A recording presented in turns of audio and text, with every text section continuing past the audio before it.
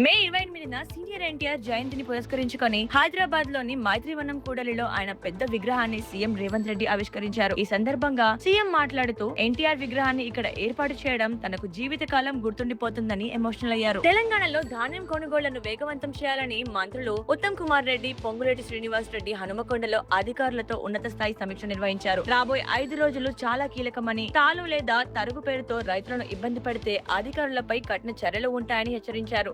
రాష్ట్రంలో గన్ని బ్యాగుల కొరత లేదని మంత్రి స్పష్టం చేశారు. నాగర్ కర్నూలు జిల్లా పరిధిలోని అచ్చంపేటలో భారీ మక్కల బస్తాల చోరీ జరిగింది. మార్కెట్ యార్డ్ లేదా నిల్వ ఉంచిన ప్రాంతం నుంచి గుర్తు తెలియని వ్యక్తులు ఏకంగా 107 మక్కల బస్తాలను దొంగిలించడం స్థానికంగా పెద్ద సంచలనంగా మారింది. దీనిపై పోలీసులు కేసు నమోదు చేసి దర్యాప్తు చేస్తున్నారు. బీఆర్ఎస్ వర్కింగ్ ప్రెసిడెంట్, ఐటీ మాజీ మంత్రి కేటీఆర్ లండన్ పర్యటనకు వెళ్లారు. అక్కడ పలువురు పారిశ్రామికవేత్తలు, ప్రతినిధులతో ఆయన వరుస సమావేశాలు నిర్వహిస్తున్నారు. ఈ పర్యటనకు సంబంధించిన ఫోటోలు సోషల్ మీడియాలో ట్రెండ్ అయ్యాయి.